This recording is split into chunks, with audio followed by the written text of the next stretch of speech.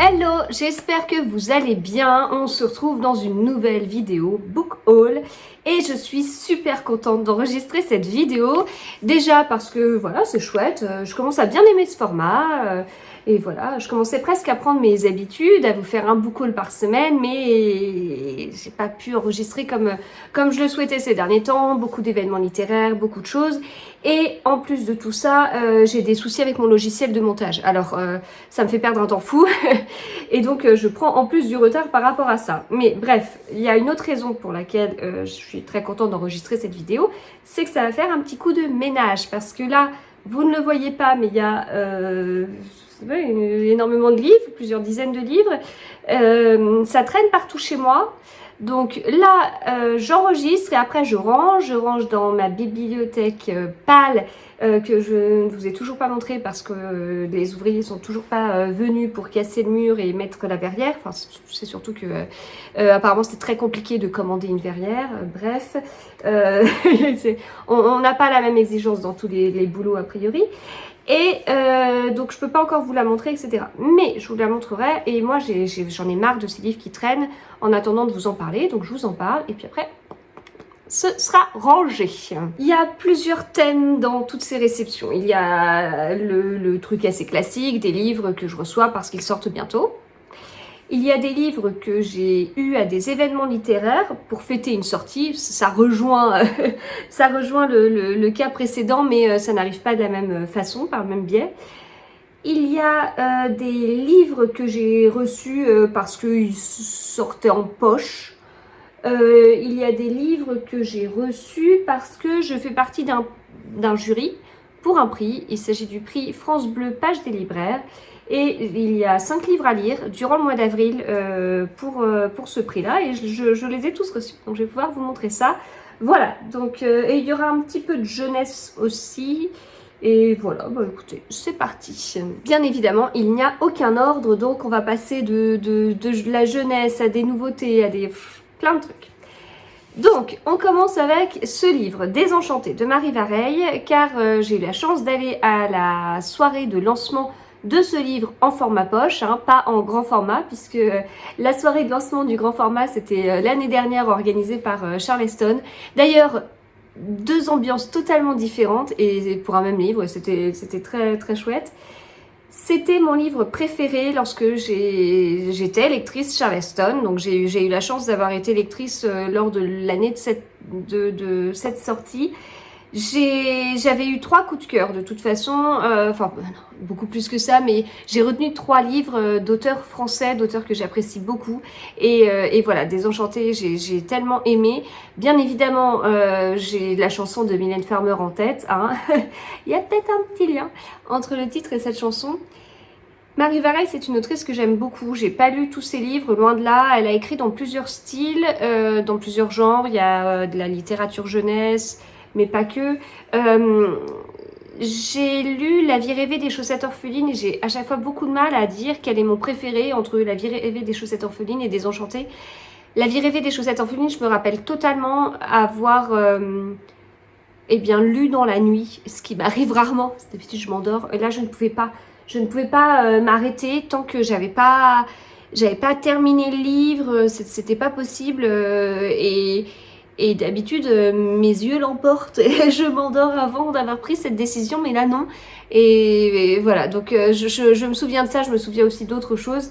Elle a un style très particulier parce que alors certes, elle a écrit des comédies romantiques, elle a écrit du young adult, etc., etc. Mais là, dans ses livres plus classiques, plus littérature contemporaine, enfin, on est sur plusieurs styles différents. On peut avoir un côté feel good, on peut avoir un côté secret de famille, on peut avoir un côté un peu historique, on peut avoir une double temporalité, on peut avoir un côté un peu policier, un peu thriller avec un stress, une sorte de rythme assez soutenu, de choses qu'on aimerait savoir et du coup on essaye de réfléchir à plein d'hypothèses et au fur et à mesure de notre lecture on voit si ça se vérifie ou pas. Enfin voilà, et c'est exactement la même démarche que celle que j'ai quand je lis un roman policier. Donc voilà, pour moi, elle a de multiples facettes, de multiples compétences, un vrai couteau suisse et elle n'écrit pas que dans un genre, du coup, elle arrive à mettre tous ces genres différents dans un même livre et c'est hyper puissant. Voilà. Donc, Désenchanté, le roman que vous offrirez à tous vos amis. Et ben voilà. Je vous le conseille. Dans la famille des livres qui sont sortis en poche, alors que je les ai lus en grand format, nous avons celui-ci, Lucia de Bernard Minier, qui était accompagné de plusieurs choses dedans. Donc Lucia, je vais enlever ça pour que vous puissiez bien voir la couverture. Toutes les couvertures ont été revues, mais je vous les montrerai après parce que j'ai des visuels. C'est un livre de Bernard Minier avec une nouvelle enquêtrice qui s'appelle Lucia. Voilà, rien de très original. Vous l'aurez deviné même juste en regardant la couverture. Je l'ai lu dans le cadre du jury du festival Sans Nom l'année dernière. Et donc, c'est un premier tome. Donc, voilà, il n'y a pas besoin de récupérer d'autres tomes avant. C'est une nouvelle série. Et le deuxième tome sortira l'année prochaine. Et donc, toutes les couvertures ont été revues. Donc, on était dans des tons bleus avant, genre glacé. Voilà. Alors, nouvelle couverture de glacé. Glacé, où es-tu? Ça va être le dernier. Ah bah il est bleu. C'est le seul bleu. Voilà. Hop, et puis donc après, alors pas forcément dans l'ordre, mais le cercle. À l'endroit c'est mieux. Nuit. Dans la série Servaz, on a Sœur. On a N'éteins pas la lumière. La vallée, la chasse. Dans les one-shots, hop, dans les one-shots, on a M, le bord de l'abîme et une putain d'histoire. Voilà, donc ça, ce sont les nouveaux visuels. Bon, je vous avoue que je préférais les anciens. C'est un peu trop graphique pour moi, mais bon, voilà, à un moment donné, je comprends tout à fait qu'il faut s'adapter. Et puis, enfin, un visuel, c'est quand même hyper important dans un livre parce que ça y est pour beaucoup quand même dans l'achat d'un livre. Enfin, je dis ça, il faut tomber dans une librairie ou dans un salon où tous les livres sont mis à plat. Alors, en l'occurrence, dans un salon, oui, c'est le cas. Dans une librairie, bon, c'est vrai que les livres peuvent être rangés de cette façon-là et dans ce cas-là, on ne voit pas la couverture. Mais bon, c'est quand même important, je trouve. Enfin, en tout cas, je pense pas être la seule, mais moi, d'abord, le premier truc, enfin, je pense quand je vais à Cultura notamment, parce que c'est souvent là que je vais pour prendre mes livres, je vais arriver, puis tout de suite, ça va être une couverture qui va attirer mon œil, et ensuite, il y aura le titre, éventuellement l'auteur, si ça me parle ou pas, et puis derrière, tout ça, c'est si ça me plaît vraiment, si le titre me plaît, l'auteur m'intéresse, ou j'en ai entendu parler, ou pas du tout, enfin bref, et la couve, et ben si tout ça, ça m'intéresse, je prends le livre, je le retourne, et je lis en diagonale la 4e de couverture. Voilà. Je ne sais pas lire une 4e de couverture attentivement, je lis toujours ça en diagonale. Mais voilà, donc Lucia qui sort en poche, elle est juste chouette. C'était du Bernard Minier, donc c'était très bien. On continue dans cette série-là, avec les grands formats sortis en poche. Donc dans les brumes de Kaplan d'Olivier Norek, où là, je vous en parle dans un épisode de podcast, puisque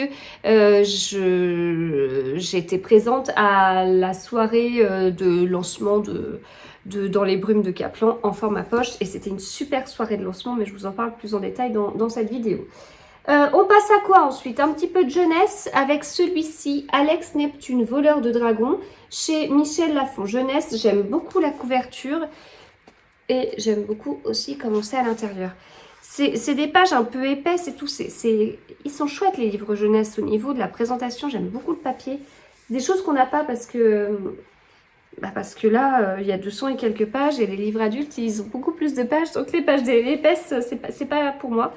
C'est malheureusement pas dans les lectures que je lis habituellement, mais c'est comme ça. Je continue avec des livres de Karen Ponte. Il y avait un événement autour du nouveau livre de Karen Ponte et son avant-dernier en poche. Alors, c'est lequel? C'est celui-ci, je pense, hein, et que quelqu'un vous tende la main. 1er avril. Et oui, c'est ça. Celui-ci. Celui-ci, je suis sortie chez Pocket. Et celui-ci, en grand format, je suis sortie chez Fleuve. Donc, super soirée de lancement et tout. Alors, Karen Ponte, j'ai une histoire particulière avec elle parce que j'en entendais pas mal parler, notamment par, je crois que c'était à cette époque-là, Steph de Piketty. Et j'avais lu 2 de ses comédies romantiques de Noël. Et ça l'avait pas trop fait. Ça l'avait pas trop fait avec moi. J'avais pas trop accroché. Et là, à la fin de l'année dernière, j'avais reçu par Pocket, alors ça devait être, je pense, une de ces comédies romantiques de Noël. Je vous les ai sorties du coup. Donc j'avais lu celui-ci. Vous reprendrez bien un peu de magie pour Noël. Et alors en fait, par contre, celui-ci, je l'avais beaucoup aimé. Donc ça avait vraiment bien fonctionné. Et Isabelle, de Isabelle Lecture, m'avait offert le 8 décembre 2022, tout est écrit à l'intérieur, celui-ci, D'ici là, porte-toi bien. Et je l'avais passé en audio, et d'ailleurs je crois que c'était le cas de la comédie de Noël aussi, et j'avais vraiment, vraiment bien accroché. Donc voilà, du coup, je comprends mieux le succès de Karen Ponte parce que j'en entendais tellement parler et puis elle a tellement de monde lors des salons, c'est ce que je lui disais là justement à la soirée, je dis mais il y a une file d'attente incroyable, enfin notamment à Brive et tout et bah moi j'étais passée à côté avant de me replonger dedans et voilà, maintenant j'ai très envie de découvrir tous ces livres en format audio, ça passe tellement bien. Et donc voilà, merci beaucoup du coup Pocket pour ces livres. Donc on a La lumière était si parfaite pour le dernier. Et ton cœur qui bat. Tu as promis que tu vivrais pour moi. J'allais dire avec moi, mais non, pour moi. Avec des si et des peut-être un petit peu plus épais que les autres. 330 pages. Les autres, ils sont tout petits, hein. 300. C'est bon pareil en fait. Un merci de trop. 230. Là, ok. Et que quelqu'un vous tende la main. J'aime beaucoup. Enfin, j'aime beaucoup les couvertures en fait.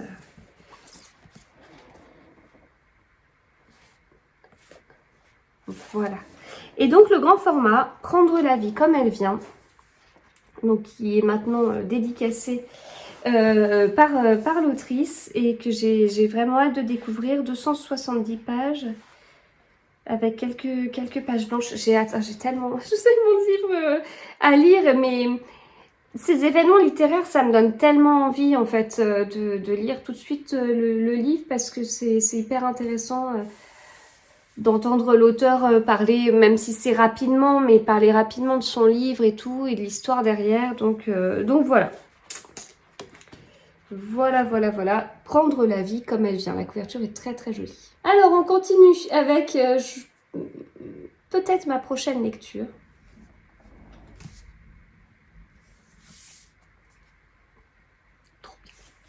La mariée porte des bottes jaunes de Catherine Pancol. On est sur un beau bébé. Alors, 740 et quelques pages. 740 et quelques pages.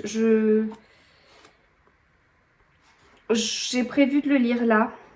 Pour moi, Catherine Pancol, c'est une autrice qui m'impressionne en fait quelque part.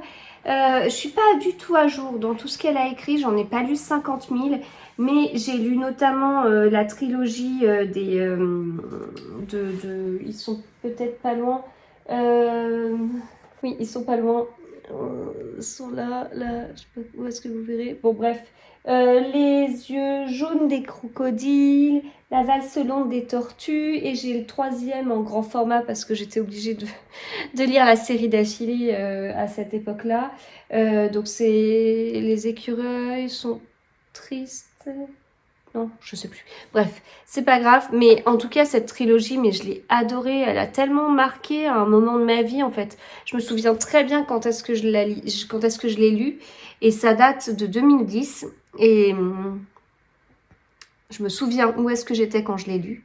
Et j'ai retrouvé très récemment dans mes mails un message que je lui avais envoyé via son site internet. Et elle m'avait répondu. Donc voilà, vraiment un très bon moment de lecture. C'était extrêmement bien écrit. C'était... Ouais, c'était déjà des pavés et j'ai jamais été fan des pavés. Euh, j'ai l'impression d'avoir une sorte d'engagement avec mon livre et de me dire, oh là, si ça me plaît pas... Mais en fait, j'ai eu cette impression qu'au premier, les 2 pavés suivants, j'étais tellement contente.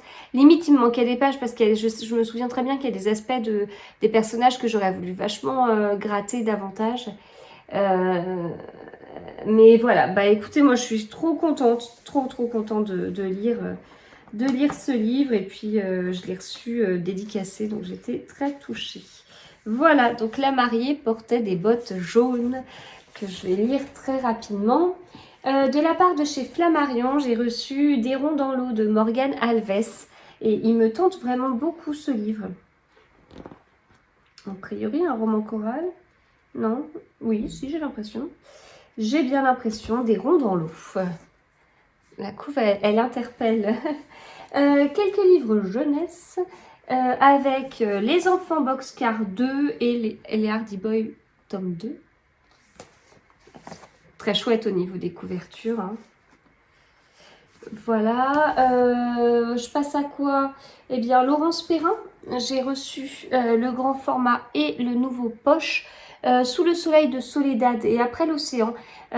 Ça me tente beaucoup. Ça me tente beaucoup. Je connais pas Laurence Perrin, mais je sais qu'elle a énormément de succès. Et notamment par des personnes qui lisent pas ça habituellement ou qui... Enfin, je connais pas du tout l'autrice, mais pour moi, c'était... j'avais pas forcément la tranche d'âge ou je sais pas. J'avais pas l'impression d'être la cible. Et je la vois passer sur des comptes qui vont lire du young adulte et tout, qui disent « Non mais Laurence Perrin, c'est Laurence Perrin quoi. » Ok, mais moi je sais pas qui est Laurence Perrin. Donc il faut que je le sache, il faut que je la découvre, voilà. Hein. Donc voilà, Sous le soleil de Soledad et Après l'océan. Tac, tac, tac, tac, tac. Nous allons passer au livre pour le prix. Hop, c'est sur des tas différents. Parce que j'ai reçu le dernier ce midi. Alors... Bon, je vais sortir de ma zone de confort. Clairement, c'est pas ce que je lis habituellement. Et en même temps, c'est des livres, certains notamment que j'ai vu passer sur Instagram. Et c'est bien aussi hein, de sortir de sa zone de confort. Et c'est vrai que les prix me permettent vraiment de faire ça. Donc ça, ce sont les 5 livres pour le prix France Bleu, Pages des libraires. On va en parler un petit peu plus en détail. Donc là, nous avons un livre tout fin, Il n'y aura pas de sang versé de Marilyn Desbioles, chez Sabine Westpizer. Et là, on est sur un livre de 149 pages. Voilà, donc je vais voir. Je ne lis pas la 4e de couverture. C'est des livres que je dois lire. Quoi qu'il en soit, je lirai peut-être la 4e de couverture. C'est au bout d'un moment, j'ai l'impression, je me sens un peu perdue. Et dès les 2-3 premières pages, et que je me dis non, ce serait bien d'être aiguillée sur le contexte général. Mais sinon, si j'ai pas ce besoin-là, je ne lirai pas la 4e et voilà. Donc voilà pour ce livre tout fin. Nous avons celui-ci, celui-ci je l'ai vu passer, hein, Reste d'Adeline Dieudonné par l'autrice de La vraie vie. Donc j'ai très envie de le découvrir chez l'Iconoclaste. Très très original à l'intérieur, je trouve. C'est marrant, hein. On peut dire qu'on aime les livres papier et qu'il n'y a pas de chapitre. Ah si. On peut dire qu'on aime les livres papier et tout, et en fait, il y a tellement de livres papier différents, il y a tellement de présentations différentes. Celui-ci, Les mangeurs de nuit. Bon, juste première phrase, Anna est une Nisei, une fille d'immigrés japonais. Voilà, je ne lis rien d'autre. Surprise, surprise, surprise. écrit plus petit. Il est un peu plus épais, hein. Un petit peu plus épais. Oh, ben il fait pas 300 pages, mais non, il est pas plus épais. Et celui-ci, il n'y a pas... Ah si.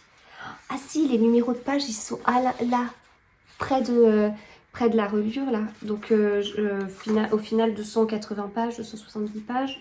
Donc, livre tout court. Le suivant, la couverture, je suis trop fan. Je l'ai vu passer celui-ci. Trop beau. La Grande Ourse de Maëlys Adhémar. Je sais pas de quoi ça parle, c'est chez Stock, mais on dirait un livre pour enfants. J'adore. J'adore. Et l'autrice est née en 1985. Non mais en fait, je n'ai pas lu ce livre, mais je l'adore. Voilà, c'est bon. 340 pages. Très beau. Ça, c'est une couverture... Ah oui, sinon, voilà, c'est chez Stock. Donc, sinon, c'est comme ça. Ok.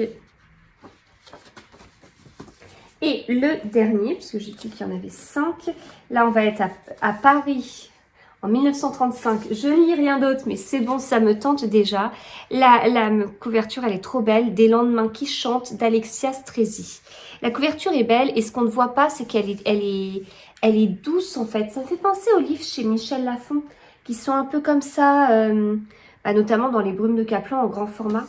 La couverture, elle est douce, mais elle accroche un peu, presque comme une peau, comme du cuir en fait. C'est très rigolo. Et donc ça, c'est chez Flammarion. Oh, j'ai même eu un petit mot de chez Flammarion. En fait, je fais partie du prix, mais les livres me sont envoyés par les maisons d'édition. Et oh, c'est le seul où j'ai un petit mot. C'est avec beaucoup de plaisir que je vous envoie le livre d'Alexia Strezzi. J'espère que vous aimerez autant que moi cette grande histoire, à la fois fresque, romanesque. Oh bah dis donc, oh, c'est très gentil de la part de la directrice éditoriale. Oh bah c'est super. Et puis avec le petit papier, de communiqué de presse, et ben, il est sorti le 1er février. Voilà, donc écoutez, je pars dans cette aventure. Je sais pas, je vais voir vraiment. Comme je vous dis, je sors de ma zone de confort, mais là, globalement, ils me tentent tous. Des lendemains qui chantent, il est peut-être un peu plus long, mais ouais. 450 pages. Alors, je suis désolée si vous entendez du bruit, j'ai des travaux dans la maison. Il y a des travaux chez moi, enfin pas loin de chez moi. Ouais, 450 pages, mais là, juste lire Paris 1935, je m'imagine déjà 50 000 trucs. Donc voilà, super aventure, je suis super motivée et tout, c'est très chouette. Et puis Page des libraires a fait un petit visuel pour présenter les personnes qui vont faire partie du jury. On est un petit nombre, il y aura un moment de délibération et tout, enfin c'est chouette. C'est très chouette. Donc voilà, merci à Page des libraires d'avoir pensé à moi, de me l'avoir proposé et tout. Et écoutez, c'est l'enchaînement parfait puisque j'ai reçu ça. Le Page des libraires spécial polar. Mais c'est trop bien. Ah, il est pareil, il est tout doux. Oh, j'adore tellement me plonger dans ça. Là, je suis sur la partie jeunesse. En fait, j'y pensais l'autre fois aux Pages des libraires parce que l'année dernière, j'avais eu la chance d'être abonnée pendant 1 an. Et même un petit mot à l'intérieur. Ah, il y a des petits marque-pages, ils sont trop beaux. Ils sont trop beaux. J'adore. Et donc en fait, je l'utilise peut-être pas assez, ou je sais pas. Il y a pas mal de livres dedans qui sont des livres que j'ai dans ma palle, ou en tout cas que j'ai vu passer, et je me suis dit, oh non, et puis en fait, en lisant le petit blabla, je dis, oh bah si, ça va être bien. Et je me disais que ce qui pourrait être intéressant, c'est presque de découper le petit encart et le mettre dans le livre. Mais je peux pas, enfin c'est recto verso quoi. Enfin là, est-ce que je préfère, si je coupe par exemple l'ombre de Franck Olivier, parce que j'ai très envie de mettre ça dans mon livre de l'ombre, et derrière il y a la ligne de Jean-Christophe Tixier. Moi j'ai vu les deux à un petit déj à Albin Michel en marge des Quais du Polar. Ouais, l'ombre me tente vachement. Puis je l'ai dans ma palle et tout. Mais en fait, la ligne aussi, ça me plaisait bien. Donc je vais pas leur faire ça, quoi. Je dois choisir entre la main gauche ou la main droite, quoi. C'est pareil, choisir entre L'île de Yule, un coup de cœur de Johanna Gustafsson, ou 3 vies par semaine, qui est le nouveau Michel Bussy. Hein, vous faites quoi? Trop bien, Sarek, c'est tout en haut, là. C'est un nouveau chez La Martinière qu'on a reçu au Quai du Polar.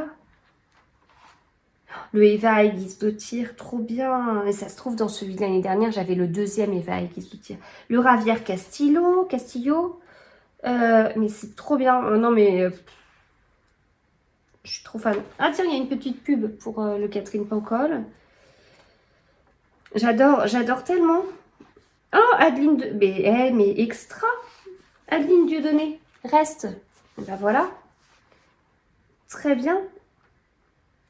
Non, mais c'est... Enfin, j'adore, en fait. J'adore vraiment le principe. Et je vous dis, je vais les lire et puis je vais peut-être les mettre de côté. Alors qu'en fait, c'est... Je sais pas. Je réfléchis à comment mieux les utiliser. Et vraiment le côté faire le tour, avoir le petit encart, le mettre dans le livre et puis prioriser mes lectures en m'aidant de ça. En fait, le principe, parce que je vous dis tout ça, mais je vous dis pas ce que c'est. Le principe, c'est que ce sont des libraires qui vont donner leur avis sur un livre. Voilà. Alors, des fois, c'est mis, par exemple, là, je tombe sur ce livre, Les enfants Oppermann, de Lyon Feuchtwanger, je suis tombée sur le nom le plus simple.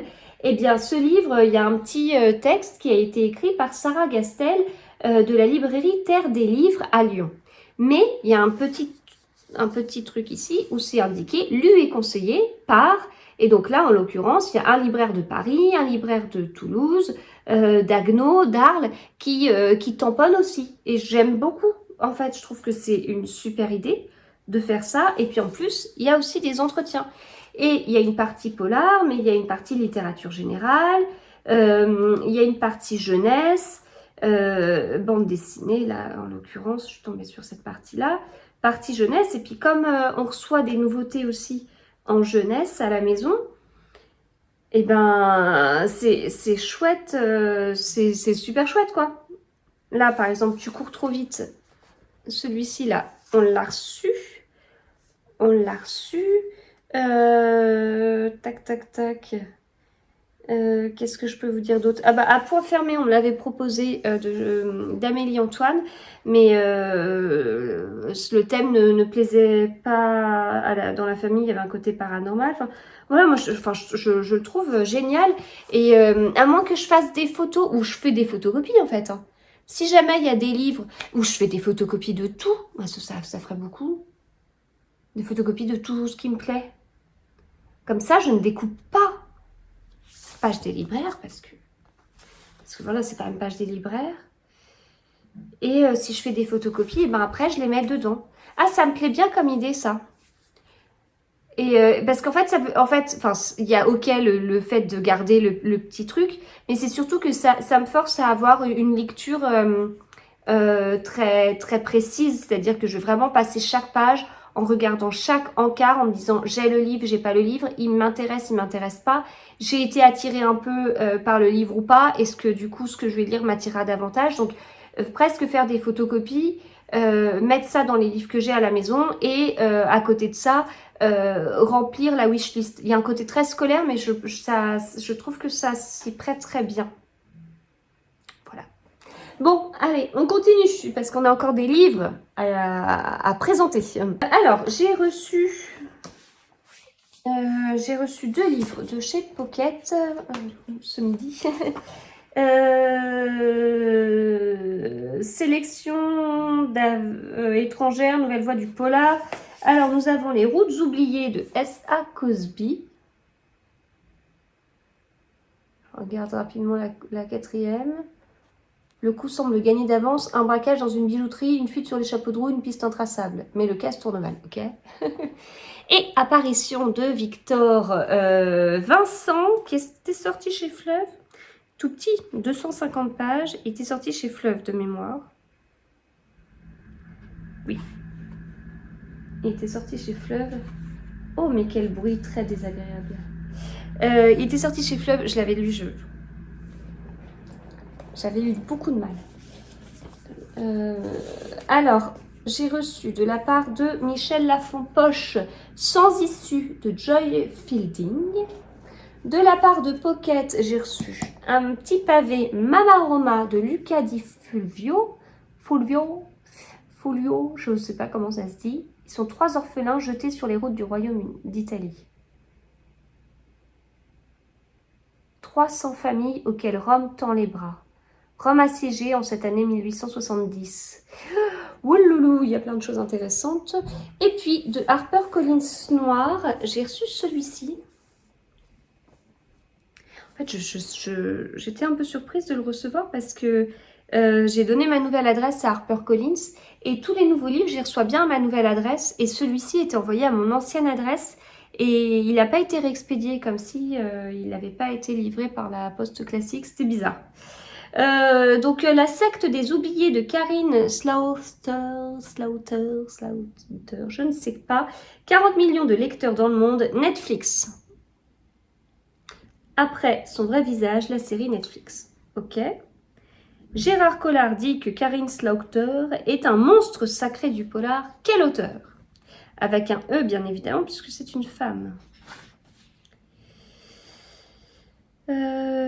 Combien de pages? 600 pages. Oh, j'aime beaucoup la police de caractère. J'aime beaucoup l'objet livre. Ah ben, encore une fois, voilà, encore un livre et différent. J'aime bien. Mon gros livre écrit petit, mais j'aime bien la police de caractère. L'une des romancières les plus populaires au monde, je ne connaissais pas du tout, publiée dans 120 pays, avec plus de 35 millions de copies vendues à travers le globe, 21 romans. Tous étaient qualifiés de best-sellers par le Sunday Times. Elle vit à Atlanta. Elle est la fondatrice du projet Save the Libraries, association visant à soutenir les bibliothèques. Elle a un livre en cours d'adaptation par Netflix, 2 séries adaptées à la télé. Et il y en a plein chez HarperCollins. Oh, non, mais il y a des fois, j'ai l'impression d'être dans un autre monde, en fait. Et de lire mes livres, et puis de me rendre compte que je passe tellement à côté d'autres auteurs. Je crois pas que j'en ai déjà entendu parler. Il faudrait que je regarde. Mais là, les couvertures, il y a quelques couvertures à la fin. Elles me disent rien. Je peux pas dire, ah ouais, ce livre, je l'ai tellement vu passer. Ça me dit rien du tout. Ah, mais il faut peut-être que je regarde si c'est vraiment un tome 1. L'héroïne de son vrai visage adapté en série télé avec Toni Collette dans le rôle principal et de retour dans ce thriller électrisant. Donc, ça veut dire qu'il faut d'abord lire son vrai visage. Il faut que je vérifie ça sur Livre Addict. Ah, c'est pas un tome 1. C'est pas un tome 1. Voilà, écoutez, je crois que j'ai fini mes piles. Hein. Ça, je vous en ai parlé. Ça, ben voilà, bah, c'est tout. C'est tout. Seulement 150 000 livres, c'est tout. Bon, de toute façon, ils sont tous rentrés dans ma palle sur Babelio. C'est là que je suis ma palle. Par contre, maintenant, il va falloir que je les range par ordre alphabétique dans ma palle physique et plus virtuelle. Et puis que je mette de côté... j'ai 2 cases où je mets les livres que je souhaite lire rapidement.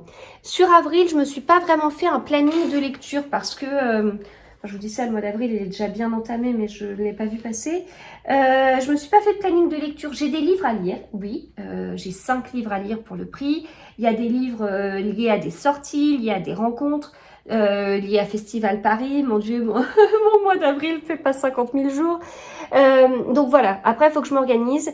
Au milieu de tout ça, il y aura un Agatha Christie. On organise les lectures communes avec Fox and Knit tous les 15 du mois.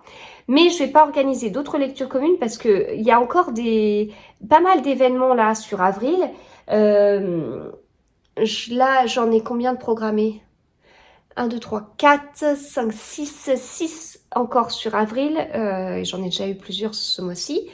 Sans parler des quais du polar. Et à chaque fois que j'ai un événement, je ne lis pas. Donc, j'ai pas envie de mettre une lecture commune en me disant, bah voilà, je vais commencer la lecture commune alors que je vais enchaîner plusieurs événements et je vais pas lire. Donc, ça va être du stress en fait. Donc, pas de lecture commune. Une pile. Je peux lire, je lis. Je peux pas lire, bah c'est pas grave. Pas grave. Enfin, si c'est grave, mais tant pis. Non, mais bon, bref, je pense que c'est mieux de faire ça comme ça. Et puis après, je referai bien sûr des lectures communes parce que c'est toujours très chouette.